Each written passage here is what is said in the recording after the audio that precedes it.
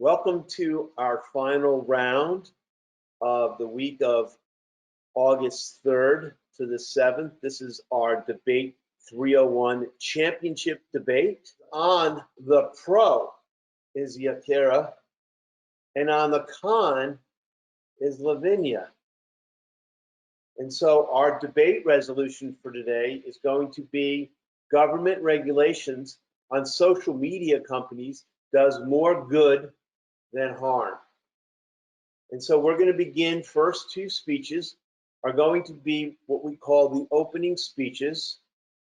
The first speaker will always be the pro, and the pro will be Yakira. So I want to introduce Yakira. She will have a 4-minute opening speech. John McDaniel, father of two, was deceived by the rumors that COVID-19 was just a political scheme.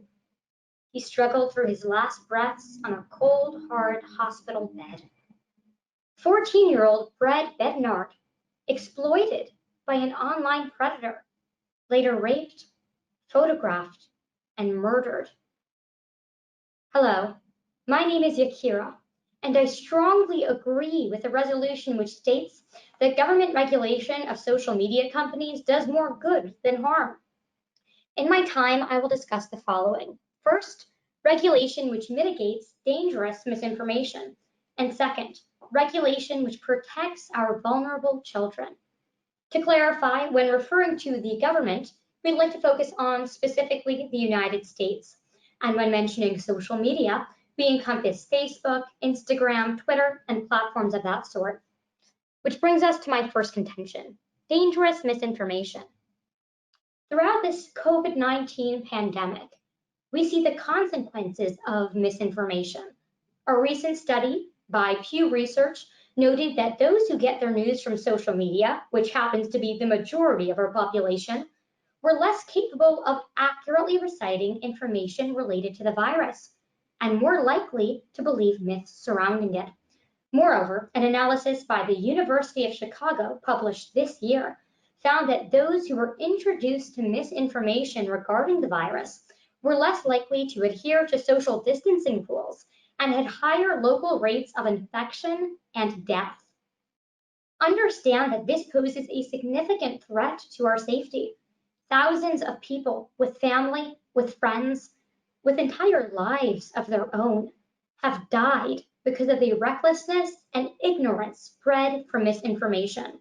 The government has a responsibility to keep us out of harm's way, and this includes requiring social media companies to notify users about what may be misleading.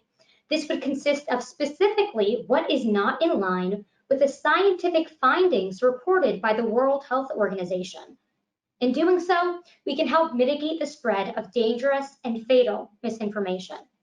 Which brings us to my second contention, protecting our children.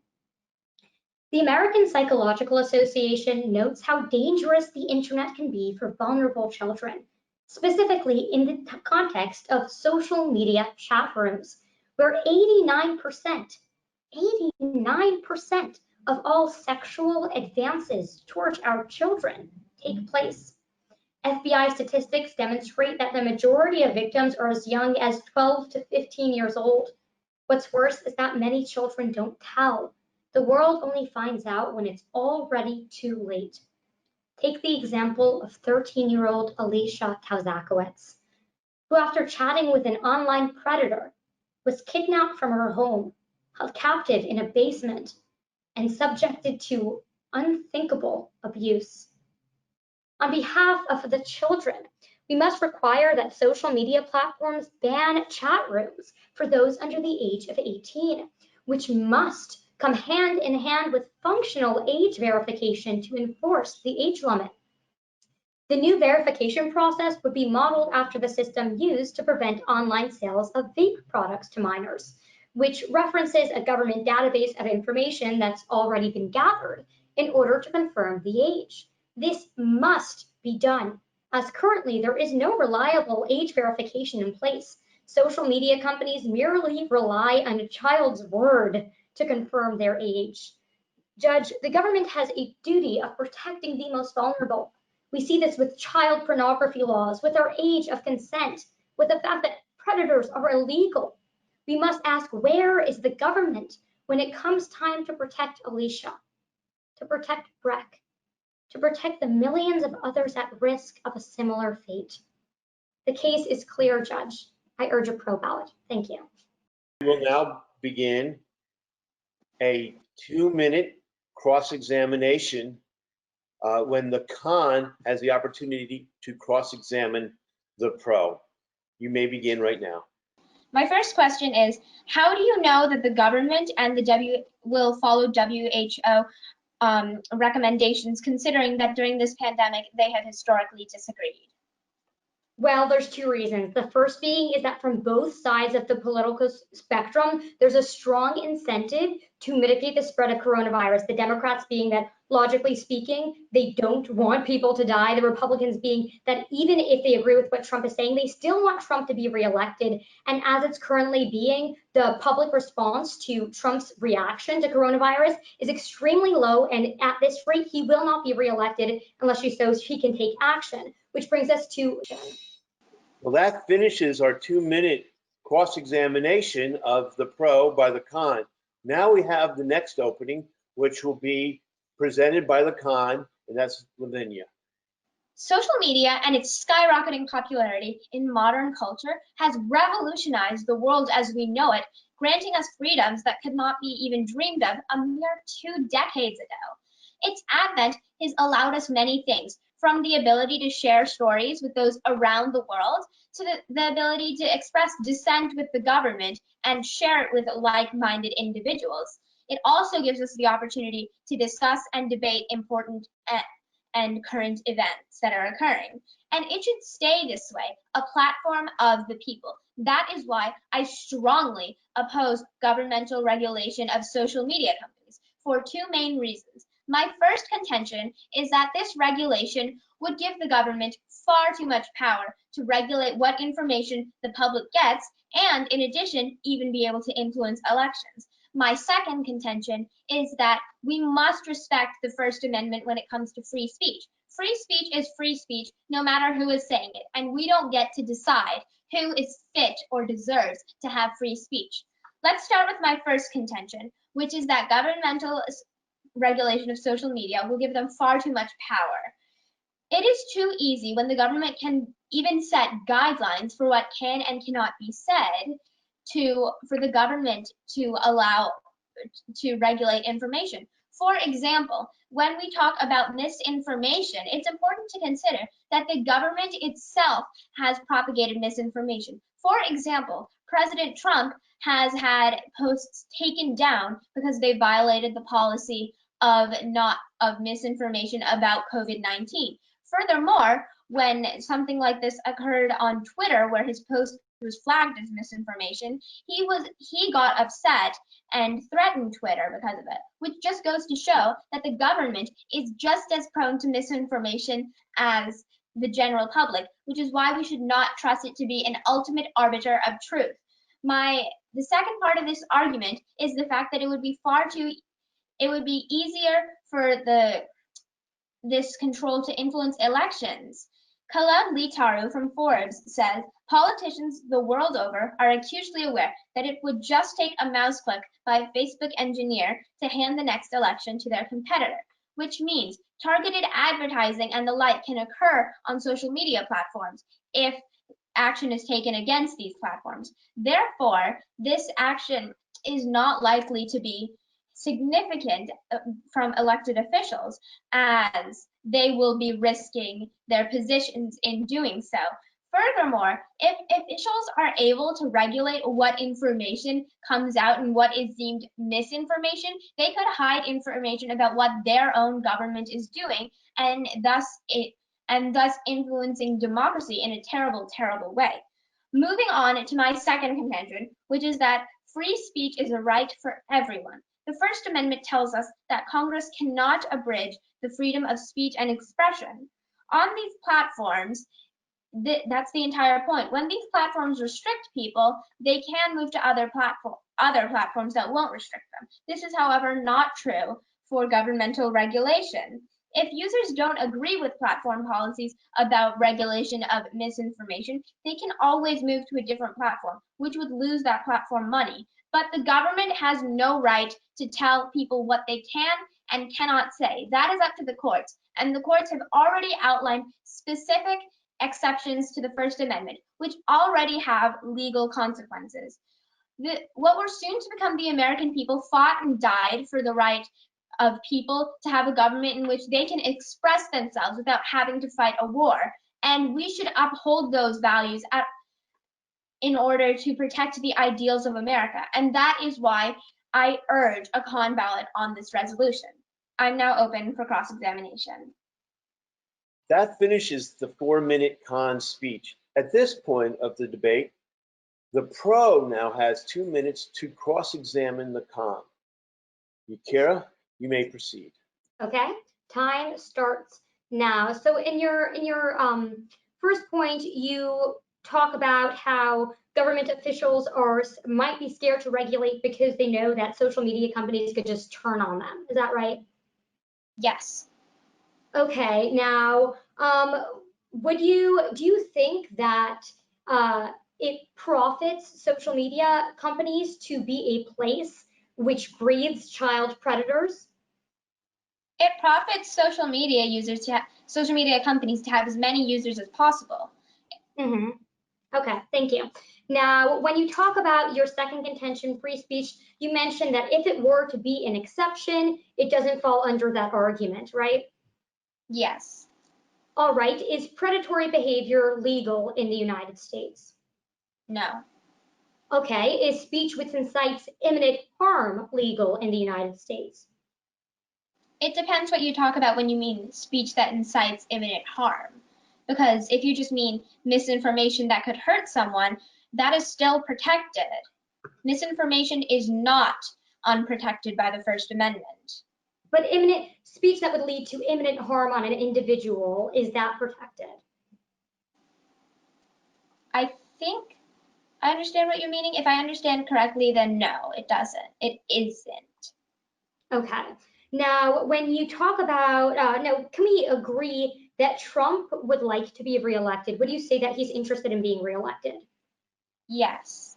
Now, considering that Pew Research notes that most of the public is dissatisfied with his reaction, do you think that taking a strong, assertive reaction to the virus would help his chances at being reelected?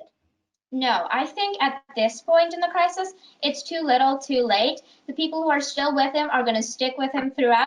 And the people who are against him, I believe that too much death has occurred for them to come back to him. Okay, thank you. That now finished the end of the cross-examination of the con speaker.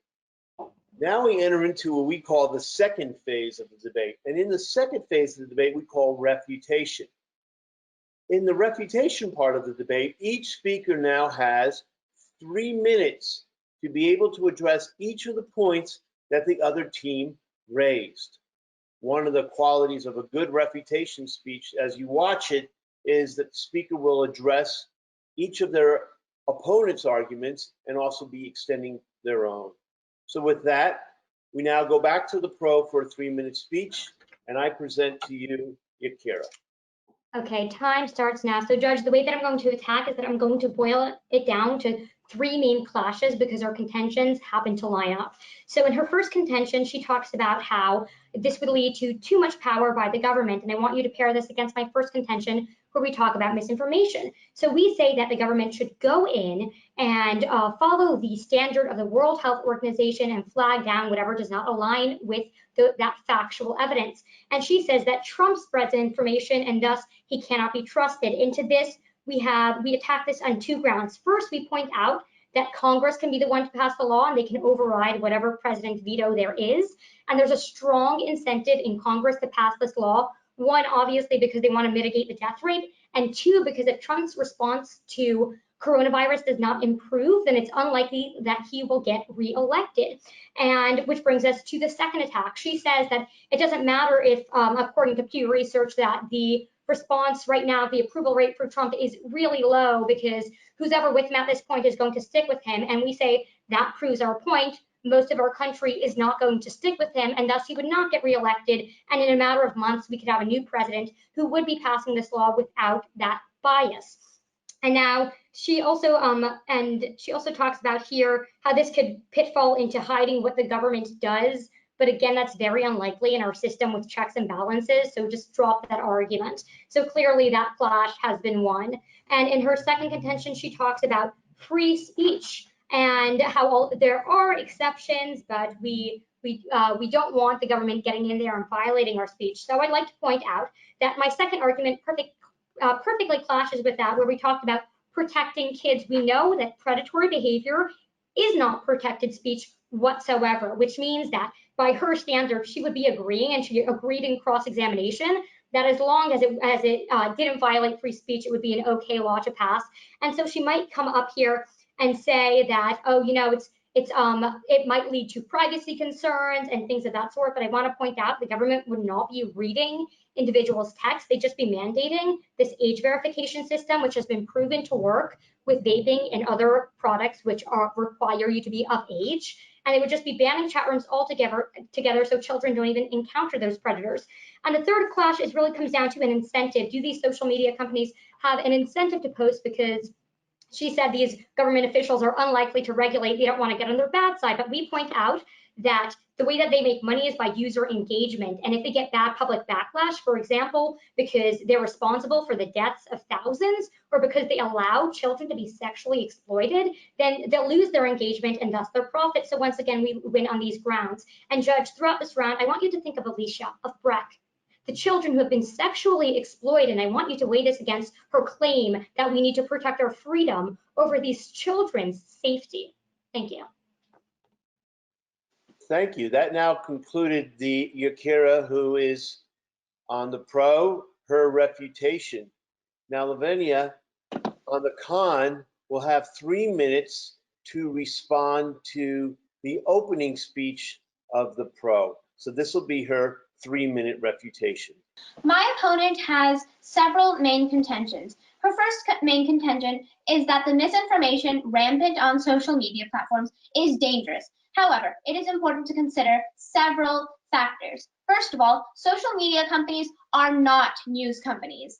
There are specific news companies, and they are held to standards of providing true and factual information and changing this information if the circumstances change. But this is not what social media is. It is for people to communicate ideas. Even if those ideas are wrong, they're still protected.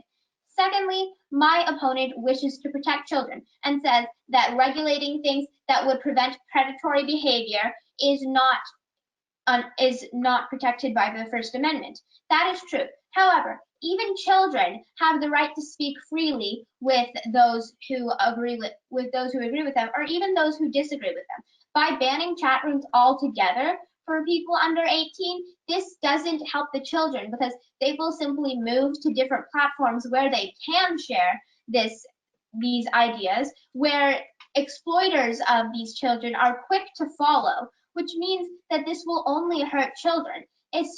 My opponent also claims that it will hurt social media companies to have the backlash related to allowing sexual exploitation and the murder of children. However, even if this backlash occurred, there is very little these companies can do about it, as most of this happens on private messages and rooms, which it would be completely against current privacy laws for social media to be going through those texts or messages. Furthermore, my opponent claims that it is unlikely for the government to hide information. However, my opponent makes the case that it is bad publicity for these companies to be linked to social media, to sexual exploitation of children. On the same vein of logic, it is also bad publicity for the government to be associated with acts that they know will lose them popularity. If they are allowed to determine what is misinformation, especially since my opponent's arguments only apply to the COVID-19 crisis and not other significant events, such as the border crisis that is occurring and has been especially important, this allows the government to hide from us human rights violations that we have the right to know about. Again, it is critically important for us to be able to know exactly what is going on. Our government is not some sort of mythical arbiter of truth, which we know will not tell us factually incorrect information.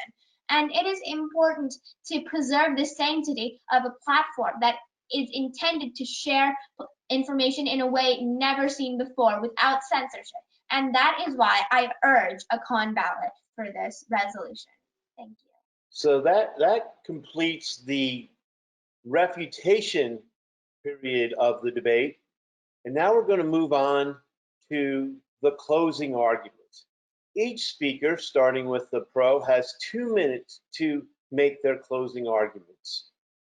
In a closing argument, the object of the debater is to be able to persuade the judges to their side, using passion and pathos, being able to sum up the debate in a way that persuades them to vote for their side. So that will be 2 minutes. I will be introducing to speak first Yakira on the pro side.